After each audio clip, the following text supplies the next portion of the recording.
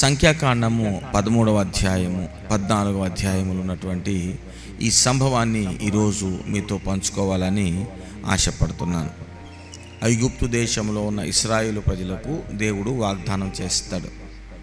ఇదిగో నేను మీకు పాలు తేనెలు ప్రవహించే కనాను అనేటటువంటి దేశాన్ని మీకు ఇస్తాను. ఎందుకనంటే ఆ దేశం నుండే మీరు ఈ ఐగుప్తు దేశానికి వచ్చారు.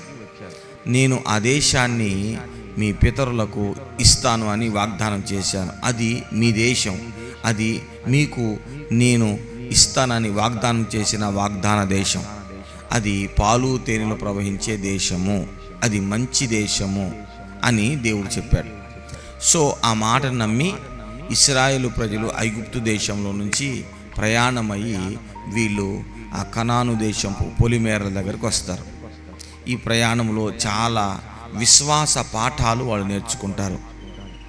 ఎలాంటి గొప్ప గొప్ప విశ్వాస పాఠాలు నేర్చుకున్నారంటే, వాళ్ళు ఐగుప్తు దేశంలోనే వాళ్ళు ఎన్నో దేవుని యొక్క అద్భుతాలు చూసి దేవుని నమ్మారు. అంత మాత్రమే కాదు, వాళ్ళు ఎర్ర సముద్రం దగ్గరకు వచ్చి వాళ్ళు ఎర్ర సముద్రం 2 పాయలు అవ్వటం చూసి ఇంకా దేవుని బలంగా నమ్మారు. వాళ్ళు అరణ్య ప్రదేశంలో ప్రయాణం చేస్తూ అనేక సార్లు దేవుని చేత మేలులు ఆశీర్వాదాలు పొందారు. ఇంకా చెప్పాలంటే దేవుడు వారి ప్రతి అవసరతను తీర్చాడు. ఈ అరణ్య ప్రదేశంలో సంచరిస్తూ వాళ్ళు దేవుడు ఎలాగా వారికి సహాయం చేస్తున్నారో వాళ్ళు కనులారా చూశారు, చెవులారా ఆలకించారు. దేవుడు చేసేటటువంటి కార్యాలని వాళ్ళు అనుభవించారు. 40 సంవత్సరాలు వాళ్ళు ఆకాశం నుండి ఆహారం వారికి దేవుడు కురిపిస్తుంటే ఆహారాన్ని భుజించి వాళ్ళు శ్రేష్టమైనటువంటి దేవుని యొక్క కృపలో బ్రతికారు. వారికి అవసరమైనటువంటి ప్రతిదీ, నీరు కావాలంటే నీరు వచ్చేది. వారి ప్రయాణానికి ఎవరు అడ్డం వస్తే వాళ్ళు తుత్తునీలైపోయారు. కాబట్టి దేవుని యొక్క కృపను వాళ్ళు బాగా అనుభవించారు. దేవుని అందరి విశ్వాసాన్ని వాళ్ళు నేర్చుకున్నారు. దేవుని నామానికి మహిమ కలుగును గాక. హల్లెలూయా. అయితే వాళ్ళు ఇక కనాను దేశంలోకి వెళ్ళటానికి దేవుడు మరి నేను కనాను దేశంలోకి వాళ్ళని పంపించబోతున్నాను, కాబట్టి మీకు 12 గోత్రాలు ఉన్నాయి కదా, ఈ 12 గోత్రాలలో నుంచి గోత్ర పెద్దని ఒక్కొక్కరిని తీసుకొని 12 మందిని ఒక్కొక్క వ్యక్తి ముందుకు రావాలి. ఆ 12 మంది ఎదుగో ఆ దేశాన్ని వేగు చూసి రావాలి, ఆ దేశాన్ని సర్వే చేసి రావాలి. ఆ దేశం ఎలా ఉంది, ఆ దేశంలో పంటలు ఎలా ఉన్నాయి, ఆ దేశం ఎటు నుంచి మనం వెళితే ఆ దేశాన్ని ఈజీగా పట్టుకోవచ్చు, ఆ దేశంలో ఉన్నటువంటి కోటలు ఎలా ఉన్నాయి, ఆ దేశపు పంటలు ఎలా ఉన్నాయి, వీటన్నిటిని సర్వే చేసి రండి. స్పయింగ్ అంటే గూఢచార్యం చేసి రండి, చూసి రండి, వేగు చూసి రండి అని చెప్పాడు.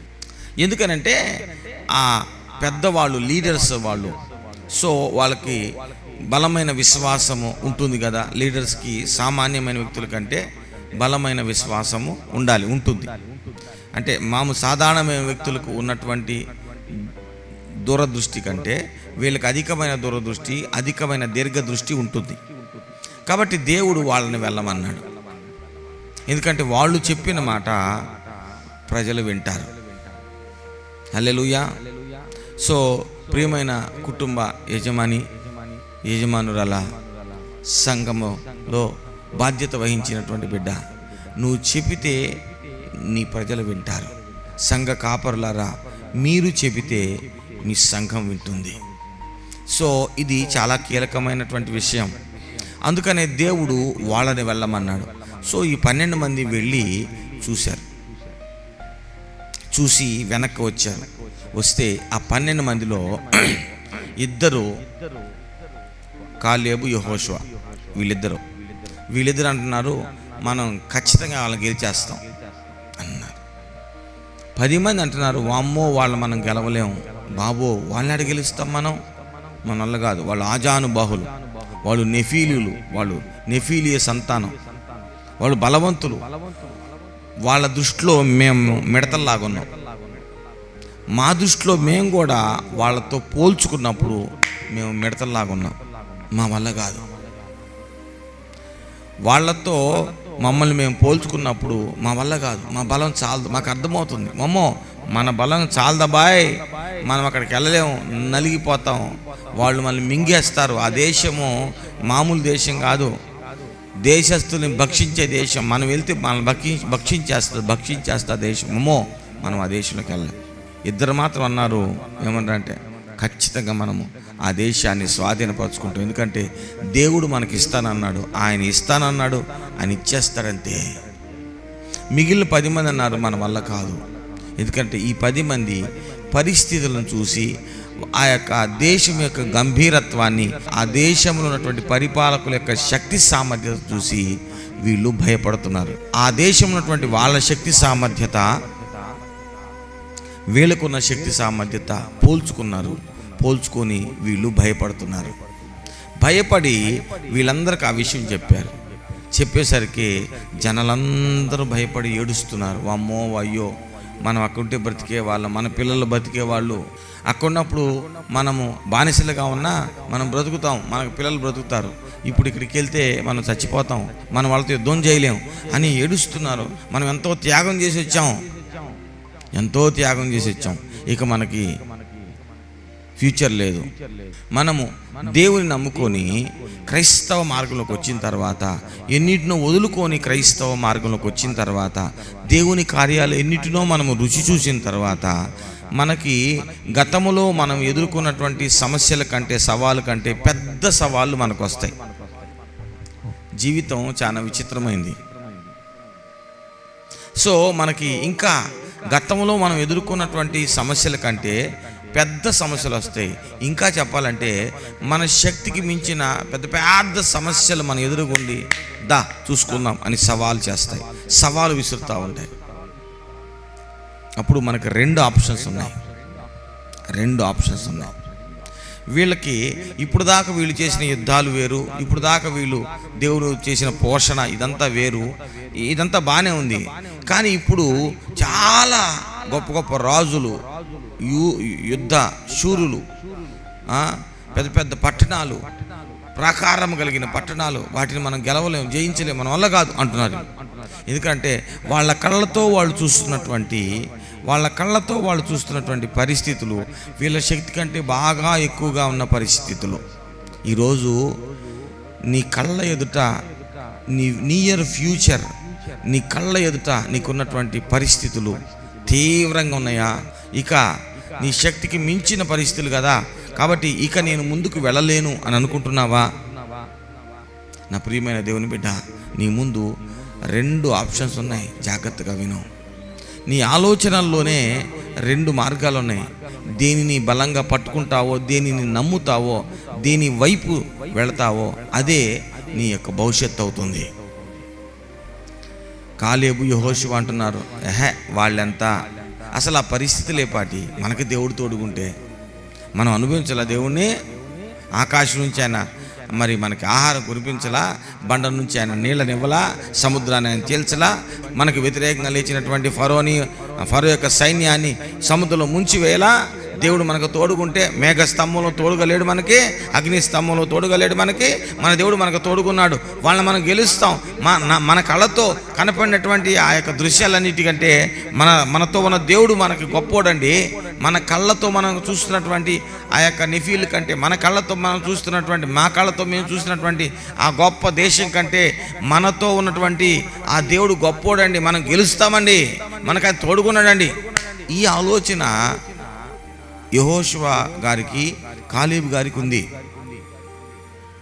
ఇంకో 10 మంది ఉన్నారే, వాళ్ళు ఏంటంటే, వామ్మో సామాన్యం కాదురా నాయనో, మనం ఎక్కడ గెలుస్తాం రా బాబు, మనం ఎంత, మన విషయానం ఎంత, మన కెపాసిటీ ఎంత, మన వల్ల కాదు. గమనించండి, వీళ్ళను దేవుని కెపాసిటీ గురించి ఆలోచిస్తూ మనం గెలుస్తామంటున్నారు. వాళ్ళతో ఉన్న అదృశ్య హస్తాన్ని చూస్తున్నారు కాలేబు, యెహోషువ.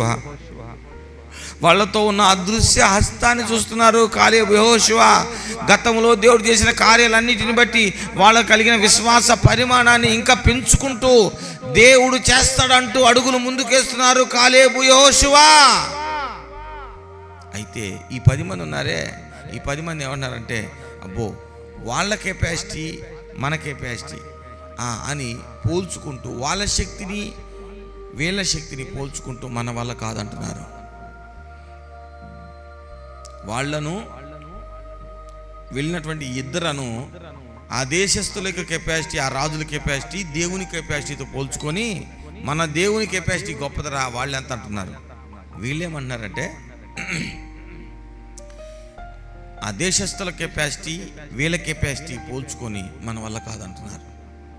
నీ బలహీనతలు చూసుకొని భంగపడతావా, లేకపోతే నీ ఎదుటి వారి యొక్క బలం కంటే నీ బలము తక్కువదని నీ బలంకి వెళ్ళి చూసుకొని బలహీన పడతావా, లేదంటే దేవుని బలాన్ని చూసి బలము నొందుతావా? ఈ ఇద్దరైతే దేవుని బలాన్ని చూశారు. ఈ ఇద్దరైతే వాళ్ళ జీవితంలో దేవుడు చేసిన వాళ్ళ సంఘములో, లేకపోతే వాళ్ళ సమాజం పట్ల, వాళ్ళ నాయకుని పట్ల దేవుడు ఎలా కదిలాడో, వారి యొక్క అబ్రహాం, ఇస్సాకు, యాకూబు అయినటువంటి వారి పితరుల పట్ల దేవుడు ఎలాగా సంచరించాడో, వాళ్ళకి చెప్పిన మాట ఎలా నెరవేర్చుకున్నాడో, అలాగే నెరవేర్చుకోబోతున్నాడు, నెరవేర్చగలడో, అలాగే వాళ్ళ జీవితంలో దేవుడు తోడుకొని ఎలాగా వారిని కాపాడుకుంటూ వారిని ఇక్కడ దాకా తీసుకొచ్చాడో అదంతా జాగ్రత్తగా గమనిస్తున్నటువంటి వాళ్ళకి దేవుడు వాస్తవంగా కనపడుతున్నాడు. దేవుని యొక్క శక్తి వాస్తవంగా కనిపిస్తుంది. కానీ పరిస్థితుల గురించి ఆలోచిస్తూ, పరిస్థితుల వైపు చూస్తూ, అమ్మో నాకంటే శక్తివంతమైన పరిస్థితులే అని ఆలోచిస్తున్నటువంటి ఈ 10 మంది యొక్క ఆలోచన వీళ్ళలో భయాన్ని కలిగించింది. ఒకటి, దేవుని వైపు చూస్తున్నటువంటి వాళ్ళకి ఫెయిత్ కలుగుతుంది. పరిస్థితుల వైపు చూస్తూ ఉన్నటువంటి వాళ్ళకి ఫియర్ కలుగుతుంది. ఈరోజు ఫ్యాక్ట్ ఏంటి? ఈరోజు ఫియర్తో ఉన్నావా, ఫెయిత్తో ఉన్నావా అనేది జాగ్రత్తగా గమనించాలి. నూతన సంవత్సరం 365 రోజులు నూతనమైన ఆపర్చునిటీతో నీ దగ్గరికి వస్తుంది అనుకుంటున్నావా? నూతన సంవత్సరము అనేకమైన దేవుని యొక్క వాగ్దానాల మేలు కలయికతో వస్తుంది అనుకుంటున్నావా? వస్తున్నటువంటి ప్రతి కీడు మేలుగా మార్చే దేవుడు నాకు తోడుకున్నాడని దేవుని మీద ఆధారపడుతూ అడుగులు ముందుకేసే విశ్వాస యోధునిగా, విశ్వాస ఆలోచన శైలి కలిగినటువంటి వానిగా ఉన్నావా? లేకపోతే అమ్మో నా వల్ల కాదు, పిల్లల చదువులేంది నా వల్ల కాదు, నా కుటుంబంలో ఆరోగ్య పరిస్థితి ఏంటి నా వల్ల కాదు, అమ్మో నాకు వచ్చే ఇన్కమ్ ఎంత, నా ఎక్స్పెండిచర్ ఎంత, అయ్యి బాబోయ్ నా వల్ల కాదు, నేను చేయలేను. ఎవరండి ఈ 12 మందిలో? ఈ 10 మంది ఎవరో అనేక దేవుని కార్యాలు అనుభవించిన వాళ్ళే. ఈ 12 మందిలో ఈ ఇద్దరు కూడా అనేక దేవుని కార్యాలు అనుభవించిన వాళ్ళే. ఈ 12 మంది దేవుని కార్యాలు అనుభవించిన వాళ్ళే. కానీ ఇద్దరు మాత్రం వాళ్ళ ఆలోచనలో దేవుడు చేయగలడు. వాళ్ళ కళ్ళతో చూసినటువంటి ఆ భయంకరమైనటువంటి ఆ యొక్క రాజుల కంటే, వాళ్ళ కళ్ళతో చూసినటువంటి ఆ భయంకరమైనటువంటి ఆ కోట గోడల కంటే వాళ్ళ దేవుని వైపు చూస్తూ ఉండగా వాళ్ళ కలుగుతున్న విశ్వాసం గొప్పది. చూడండి, ఈ ఇద్దరి యొక్క మాట ఎవరు వినలా. మెజారిటీ ఈజ్ అథారిటీ కదా. ఈ 10 మంది యొక్క మాట సంఘమంతా విని ఏడుస్తున్నారు. కామన్గా మెజారిటీ ఈజ్ అథారిటీ అనేది కామన్ థింగ్. కానీ విశ్వాసం అలా ఉండదు. దేవుని ఎవరు నమ్ముతారో వాళ్ళ పక్షంగా దేవుడుండి వాళ్ళ తల్లపైకెత్తుతాడు. దేవుని ఎవరు నమ్ముతారో వాళ్ళ పక్షంగా దేవుడుండి గొప్ప కార్యాలు చేస్తాడు. ఈరోజు కాలేబు, యెహోషువలాగా ఎదురుగున్నటువంటి భయంకరమైన సవాలులకు లెక్క చేయక, నా దేవుడు నాతో ఉన్నాడు, నా దేవుడు యుద్ధశూరుడు, మేము గెలుస్తాము, మా దేవుడు మాతో గెలిపిస్తాడు అనే ఆలోచన ధోరణితో ఉన్నావా? నువ్వు వర్ధిల్లుతావు, నువ్వు గొప్పడు అవుతావు, నువ్వు గొప్పదాని అవుతావు. ఈ వచ్చే సంవత్సరం నీదే, నువ్వు నీదే. ఒకవేళ అలా కాక పరిస్థితి కురిగిపోతున్నావా, దుఃఖపడుతున్నావా, ఏడుస్తున్నావా, నష్టపోయే అవకాశం ఉంది. లే, పరాక్రమ గల బలాఢ్యుడా, లేచి ధైర్యం తెచ్చుకో, యెహోవా నీకు తోడుగా ఉన్నాడు. ఆమేన్. పరాక్రమ గల బలాఢ్యురాలా, లే, ధైర్యం తెచ్చుకో, యెహోవా నీకు తోడుకున్నాడు. ఈ సంవత్సర చివరి రోజులు, ఈ 4 రోజులు నువ్వేం చేయాలి తెలుసా? దేవుడు చేసిన కార్యాలు జ్ఞాపకం చేసుకో. దేవుడు ఏమి చేశాడో బైబిల్ గ్రంథంలో జ్ఞాపకం చేసుకో. దేవుడు ఏం చేయగల జ్ఞాపకం చేసుకో. నీకున్నటువంటి 10 లక్షల పైన పోతుంది, అదంతా విశ్వాసం వస్తుంది.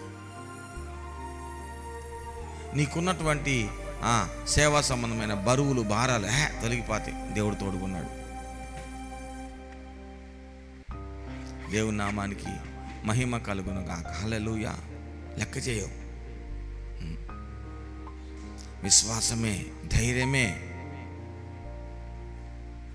నీ పాపాలన్నీ దేవుని దగ్గర ఒప్పుకో, సరి చేసుకో. ఆయన దగ్గర క్షమాపణ దొరుకుతుంది. ఎన్నోసార్లు ఆయన క్షమించాడు కదా, క్షమిస్తాడు. దెబ్బ కొట్టినా ఆయన గద్దెలెక్కిస్తాడు. ఆయన విడిచిపెట్టొద్దు. కనుక నా ప్రియమైన దేవుని బిడ్డలారా,